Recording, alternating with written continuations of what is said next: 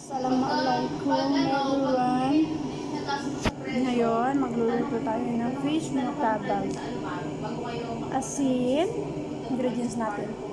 Garam, masala, cumin powder, turmeric powder, mixed spicy, vegetable broth, the curry powder, and the black pepper. So, hindi ko na naipakita sa inyo yung ating paglalagay ng isda. Ito ay turmeric, kamatis, luya, bawang, at saka itong lahat na ating ingredients.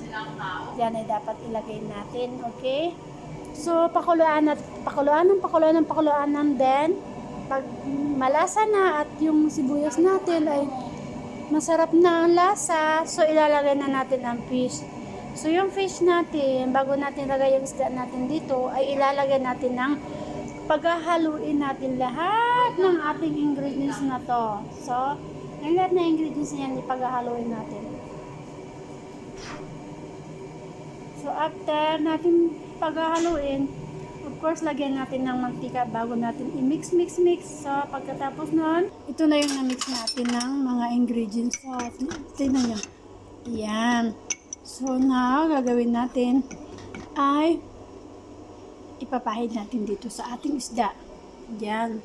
Sa ating isda. Yan ang ating isda. Ito na siya, guys. Yan. Pahid ng ganyan. Ganyan. Ganyan.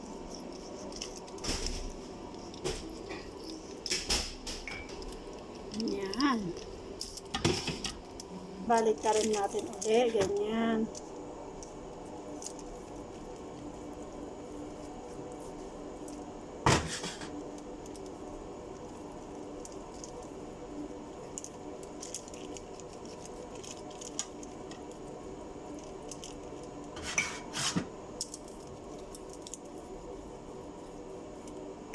Na guys, lalagyan na natin sa pinakulaan natin mga ricado. Yan, after minutes lang, okay?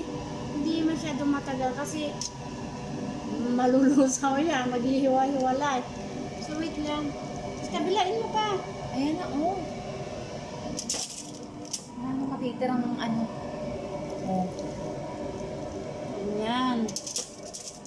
After that, papahira natin mamaya ng ingredients na naman ng panibago. Okay? So guys, ito yung ating pangpahid again sa ating isda. Paghahaluin natin itong flour. Ito yung ating pampalasa. Sabihin mo kung ano ito.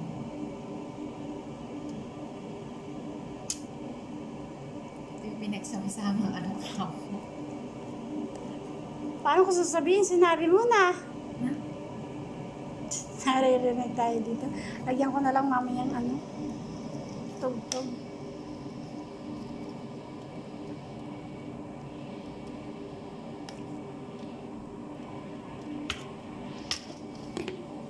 Yung pinapahid po natin dito ay pinaghalong sibuyas, bawang, chili, green chili, at saka kusbara leaves.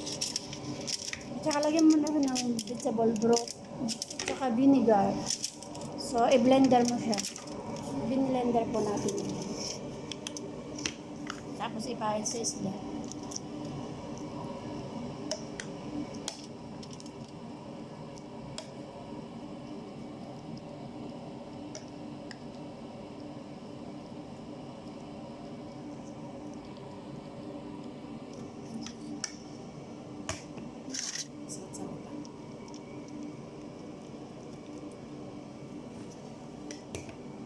Yan kasingit-singitan para maglasa. Bago natin lagyan ng mga ating black pepper.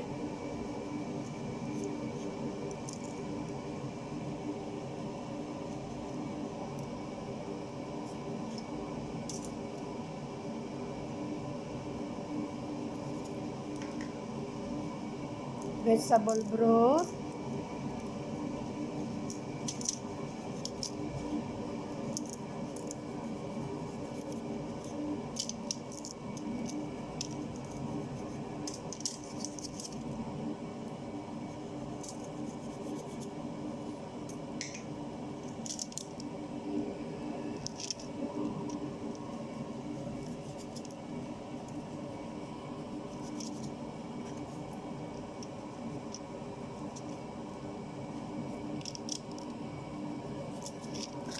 And of course, the flour.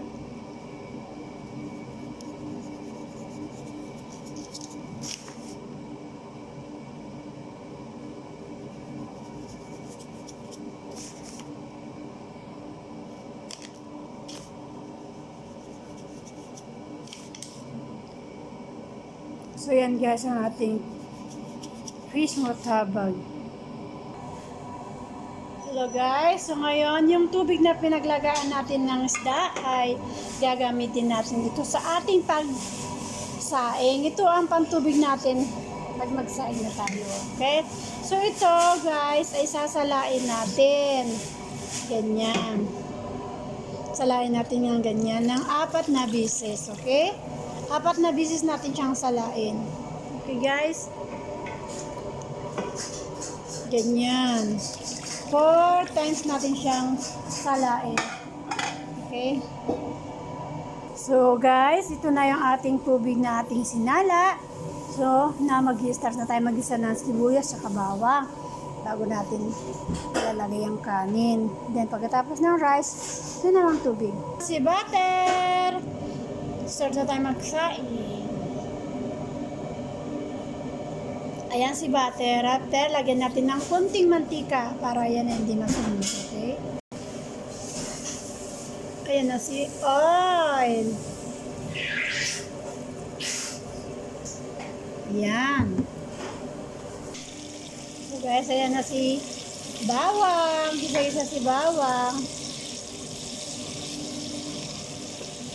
Diba? So ayan na si onion.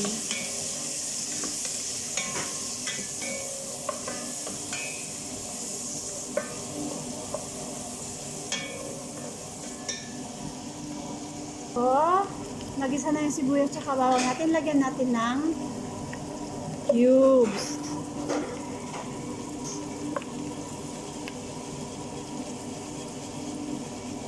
Diba? Turn natin matunaw yung cubes natin. Lagay na natin yung rice.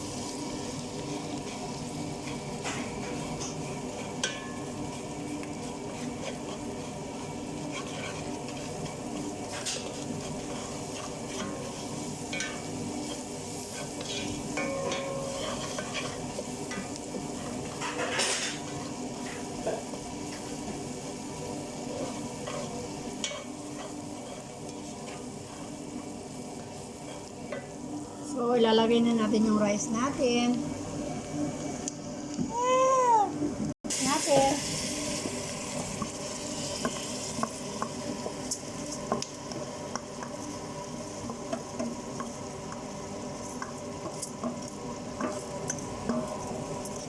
Halo-halo. Kunti, halo. Ganyan. So, lalagay na natin yung water natin. Yan, lalagay na yung water natin na galing sa galingan ng isda natin. Yan, yung mystery natin.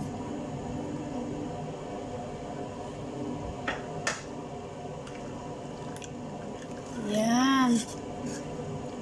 So, hintayin natin hanggang siya ay maluto. Okay? Ayan na guys, magpiprito na tayo ng ating fish. Piprito natin siya sa lumulubog na mantika. Look, my fish. Ayan na si rice natin guys. Kukulo-kulo na. Habang nagsasayang tayo, so magpiprito tayo. Okay? Ayan na si fish natin. So, ilalagay natin yung dalawa. Okay? Masyadong malaki yung isda natin. Ang hirap ko siyang kunin. Diba? Wow! palusot. Yeah! Hey! Ayan na si fish. Diba? Habang nagpiprito, nagsasaing. At ito rin yung ating sibuyas na pang dekorasyon mamaya. Okay? Lulutuin natin ito sa butter. Lalagay natin lahat ng spicy. Ito ay lalagyan natin ng butter pag ito ay na dry na siya. Ayan, dito natin lalagay yung ating pinlate isda para ma-dissolve yung kanyang mantika. Kaya tinatawag niya yung dissolve ito. So guys, habang nagluluto tayo, ay pakapika-pika. Sandali nagutom na eh. Shout out po pala dyan sa mga nanonood sa akin. Sana po makaludes. Subscribe nyo naman ako, please. Maraming salamat po sa laging pagpapanood nyo sa akin. Mas appreciated po na pinapanood nyo lahat ng video ko. Sana po lagi nyo magustuhan at makakagawa ako ng magandang video. Sa ngayon po, yung mga video ko yung ganito lang kasi bago pa lang po ako. So, isang buwan siguro ay bihasa na. So, ganun. Ayan, malapit na isda natin. So, ang kanin natin, malapit na rin. So, pagkatapos yun, nilalagyan na natin yung ating butter. Okay? So, ayan na si butter. 1, 2,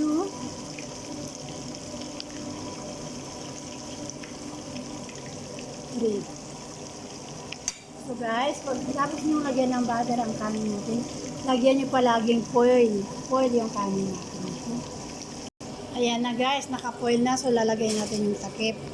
Lagyan ng foil, lagyan ng takip. Para maluto siya mabuti. Yun yung purpose ng foil natin. Ayan. So yung ating isda naman ay luto na. Kailangan na natin siyang baliktarin, okay?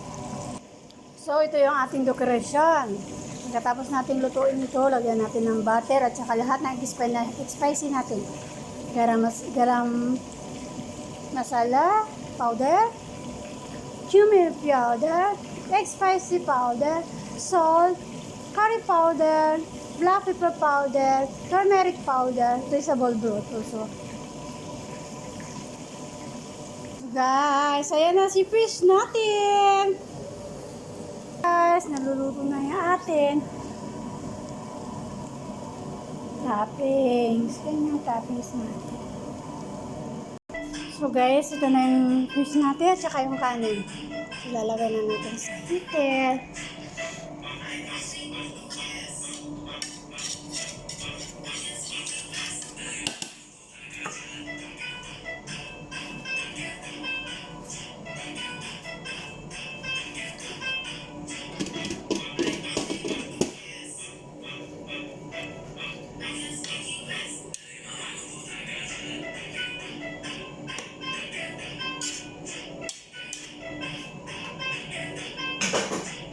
Parang bang.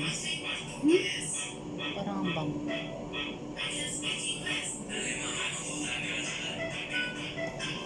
So yung fish natin.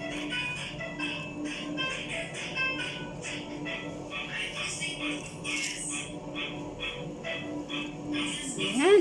Tapos lang natin.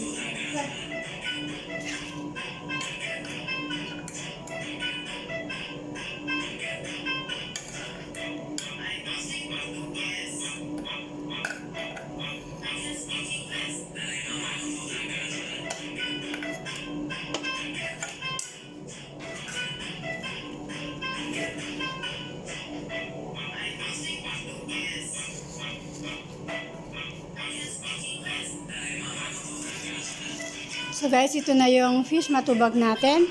So please guys, subscribe to my channel and thank you so much for watching. I love you all and God bless all. Bye!